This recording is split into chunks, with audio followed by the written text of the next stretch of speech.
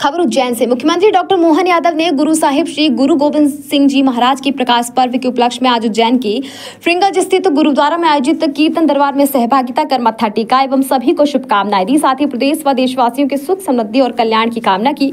मोहन यादव ने कहा कि जब जब इस देश को चुनौतियों का सामना करना पड़ा है, तब तब हमारी गुरु परंपरा ने हमारी संस्कृति को धन्य किया है। यह हमारा सौभाग्य है कि हमारी मानवता हमारे धर्म की रक्षा के लिए सारे कष्टों की पराकाष्ठा सहते हुए गुरु परंपरा ने भारत माता का मस्तक कभी झुकने नहीं दिया। वहीं मोहन यादव ने यह भी कहा कि मकर संक्रांति का पावन पर्व चल रहा है। हमने इस बार की मकर संक्रांति के पर्व को पूरे सप्ताह मनाने का निर्णय लिया है और इस बार की मकर संक्रांति महिला सशक्तिकरण पर आधारित है। इसी क्रम में हमने लाडली बहनों के खाते में पैसे भी डाले हैं।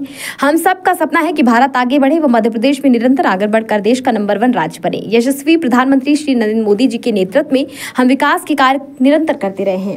मैं जब कितनी प्रकार की चुनौती, पूरे देश में अलग अलग प्रकार का माहौल था, लेकिन हमारी गुरु परंपरा ने हमारी संस्कृति को धन्य किया, हमारी मानवता को, हमारे धर्म को कदम कदम पे अपने प्राणों के, अपने खून का बलिदान देकर के, सारे कष्टों की पराकाष्ठा सहन करके अपना मस्तक भारत माता का नीचे नहीं गिरने दिया। ये हमारा सौभाग्य है।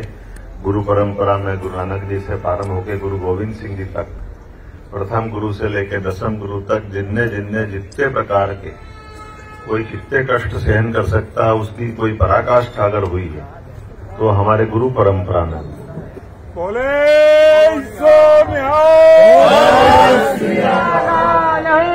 और ऐसे कष्टों के बावजूद भी लगातार जो केसरिया धारण करवाते हैं और केसरिया ध्वज जो लहराता है, उसकी कोई एहसास कोई क्या करेगा। कई कुरीतियों को, कई कष्टों को, कई प्रकार की बातों को जो समाज में सही रूप में स्थापित करते हुए अलग अलग प्रकार के सारे अच्छे सुवचनों को आपने अपने एक तरह से अमर कर दिया और उसकी सेवा करा के हमको जो प्रेरणा दी है, तो का मकर संक्रांति का है। आज से ऐसा माना जाता है कि तिल करके दिन बढ़ता है और रात छोटी होती है और हमारी पूरी संस्कृति एक तरह से सूर्य आधारित है।